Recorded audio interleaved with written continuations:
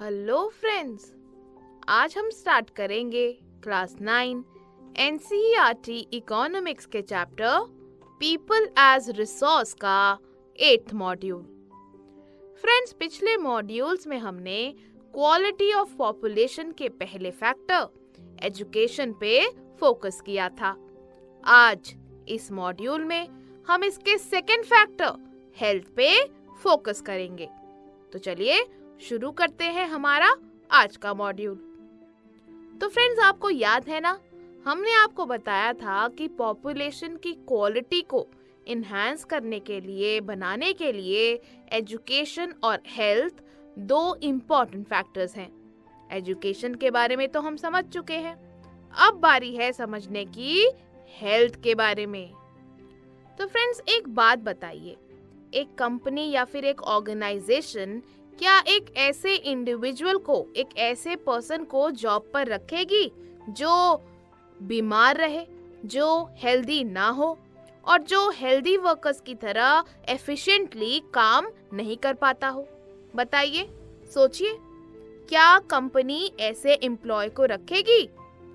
नहीं, बिल्कुल ठीक सोचा आपने। आंसर होगा नो। फ्रेंड्स, कोई भी फर्म काम करती है प्रॉफिट अर्न करने के लिए और उस प्रॉफिट को ज्यादा से ज्यादा बढ़ाने के लिए। फ्रेंड्स, किसी भी अनहेल्दी पर्सन को वो फर्म एम्प्लॉय नहीं करेगी, क्योंकि एक अनहेल्दी पर्सन, एक बीमार पर्सन एफिशिएंटली काम ही नहीं कर पाएगा।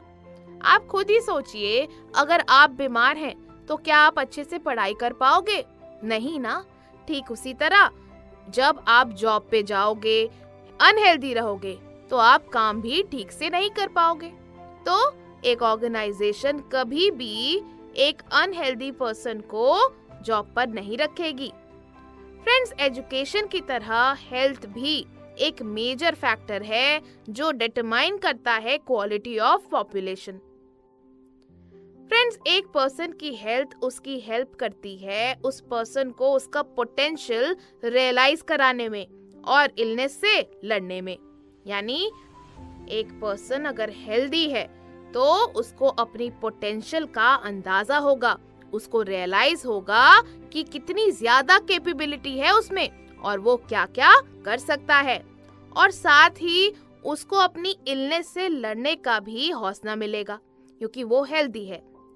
फ्रेंड्स, एक अनहेल्दी पर्सन अपनी फर्म के लिए, ऑर्गेनाइजेशन के लिए लायबिलिटी बन जाता है, क्योंकि उसकी हेल्थ खराब रहेगी तो वो ठीक से काम नहीं कर पाएगा और बार बार छुट्टी लेगा और डिजायर्ड आउटपुट यानी प्रोडक्टिविटी भी उसकी अच्छी नहीं होगी।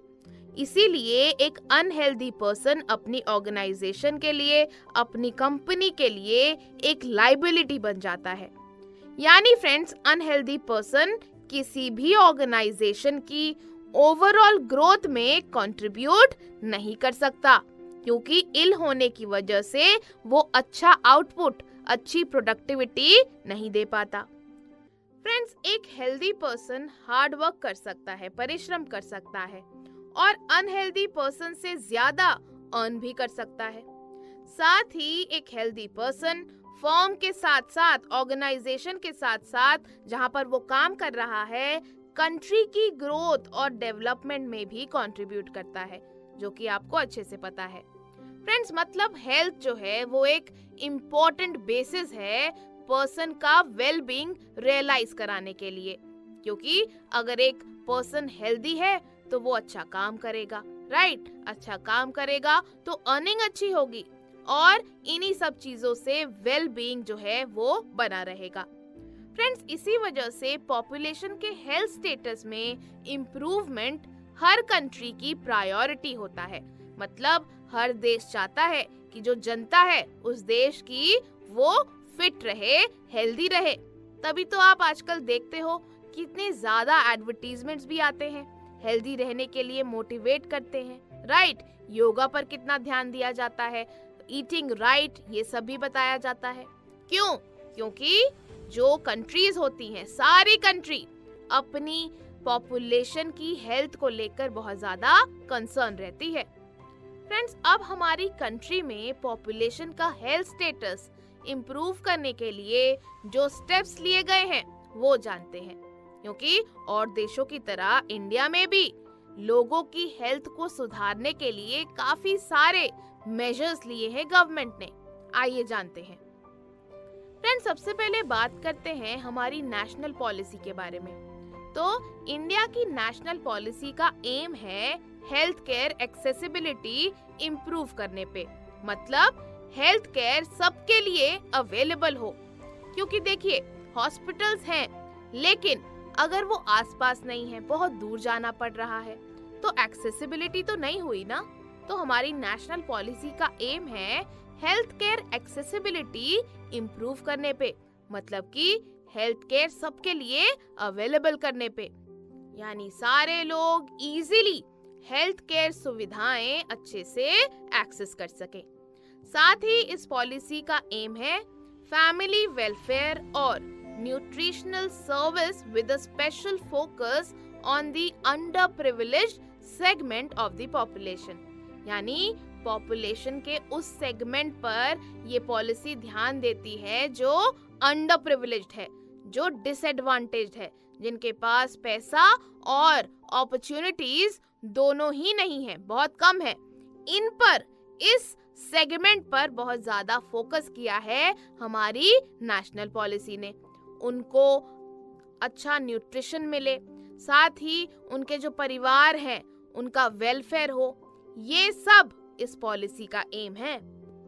फ्रेंड्स, लास्ट 5 डेकेड्स में इंडिया ने काफी वास्ट हेल्थ इंफ्रास्ट्रक्चर बिल्ड किया है, मतलब कि हॉस्पिटल्स, क्लिनिक्स, डिस्पेंसरी बनवाई हैं और गवर्नमेंट की प्राइमरी, सेकेंडरी और टर्शियरी सेक्टर में और प्राइवेट सेक्टर दोनों में मैन पावर यानी नंबर ऑफ वर्कर्स बढ़ाए हैं। यानी फ्रेंड्स, गवर्नमेंट ने लास्ट 5 डेकेड्स में इंफ्रास्ट्रक्चर, हेल्थ इंफ्रास्ट्रक्चर काफी ज्यादा बिल्ड किया है। हॉस्पिटल्स, क्लिनिक्स, डिस्पेंसरीज तो बनवाई ही हैं, इसके साथ साथ मैन पावर को भी इंक्रीज किया है, वो भी दोनों सेक्टर्स में, प्राइमरी, सेकेंडरी और टर्शियरी सेक्टर, गवर्नमेंट के में भी और प्राइवेट सेक्टर में भी। यानी डॉक्टर्स के नंबर बढ़ाए हैं, नर्सेस के नंबर बढ़ाए हैं, लेडी हेल्थ विजिटर्स के नंबर बढ़ाए हैं, और साथ ही वो तमाम लोग, वर्कर्स जो रिक्वायर्ड होते हैं अलग अलग हेल्थ केयर एक्टिविटीज को करने के लिए, उनको प्रॉपर ट्रेनिंग के साथ डेवलप किया गया है। तो फ्रेंड्स, गवर्नमेंट ने क्या किया है, गवर्नमेंट और प्राइवेट सेक्टर दोनों में ही अलग अलग एक्टिविटीज के लिए जो वर्कर्स रिक्वायर्ड होते हैं उन्हें डेवलप किया गया है। फ्रेंड्स, अब आप स्क्रीन पर एक टेबल देख रहे हैं। इस टेबल को ध्यान से ऑब्जर्व कीजिए। आप नोटिस करेंगे कि हमारी कंट्री में हेल्थ इंफ्रास्ट्रक्चर कितना इम्प्रूव हुआ है। जो हमने आपको बताया कि हेल्थ इंफ्रास्ट्रक्चर हमारी नेशनल पॉलिसी के अकॉर्डिंग इम्प्रूव किया गया है। तो आप देख सकते हैं किस तरह का इम्प्रूवमेंट हुआ है। फ्रेंड्स, 2013 से 17 के बीच इम्प्रूवमेंट जो है वो साफ दिखता है। जैसे कि अगर आप टेबल ऑब्जर्व करें तो आप देखेंगे कि 2013 में डिस्पेंसरीज और हॉस्पिटल्स 29,274 थे, जो 2017 तक 31,641 हो गए।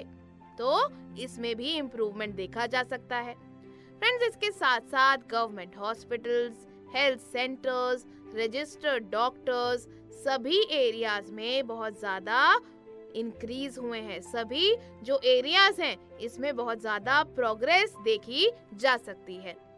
तो फ्रेंड्स, हेल्थ इंफ्रास्ट्रक्चर में इतने चेंजेस और इम्प्रूवमेंट्स होने से क्वालिटी ऑफ लाइफ इंक्रीज हुई है। तो फ्रेंड्स, समझा आपने हमारी नेशनल पॉलिसी ने कितने अच्छे मेजर्स लिए हैं हेल्थ स्टेटस को इम्प्रूव करने के लिए। तो चलिए अब बात करते हैं कि इन मेजर्स से क्या आउटकम्स हुए। फ्रेंड्स, इकोनॉमिक सर्वे 2017-18 के अकॉर्डिंग जो मेजर्स अडॉप्ट किए गए हैं उनसे लाइफ एक्सपेक्टेंसी 68.3 इयर्स तक इंक्रीज हुई है 2014 में। इन्फेंट मोर्टेलिटी रेट कम हुआ है, 147 जो था 1951 में उससे ड्रॉप होके 2016 में 34 तक आ गया है। फ्रेंड्स, इन्फेंट मोर्टेलिटी रेट मतलब एक चाइल्ड जिसकी एज 1 ईयर से कम है उसकी डेथ हो जाना। तो पहले फ्रेंड्स इन्फेंट मोर्टेलिटी रेट बहुत ज्यादा हुआ करता था, बच्चे पैदा होते ही मर जाया करते थे क्योंकि लैक ऑफ न्यूट्रिशन होता था। लेकिन क्योंकि हेल्थ केयर सेक्टर पर काम किया गया है, मेजर्स लिए गए हैं, तो इस तरह के आउटकम्स देखने को मिले हैं। जैसे लाइफ एक्सपेक्टेंसी इंक्रीज हुई है, साथ ही इन्फेंट मोर्टेलिटी रेट कम हुआ है। और क्या हुआ है? क्रूड बर्थ रेट्स कम हुए हैं 20.4 तक। बर्थ रेट यानी नंबर ऑफ बेबीज जो बॉर्न होते हैं फॉर एवरी 1000 पीपल। मतलब अब आप सोच रहे होंगे बर्थ रेट कम हुआ है, ये आउटकम पॉजिटिव कैसे? तो फ्रेंड्स, ये दिखाता है कि पॉपुलेशन कंट्रोल हो रही है, क्योंकि पहले बहुत ज्यादा पॉपुलेशन थी, लेकिन क्योंकि अब लोगों में अवेयरनेस है, बढ़ाई जा रही है अवेयरनेस, तो ये बर्थ रेट का कम होना नेगेटिव साइड नहीं है, ये दर्शाता है कि पॉपुलेशन कंट्रोल हो रही है धीरे धीरे।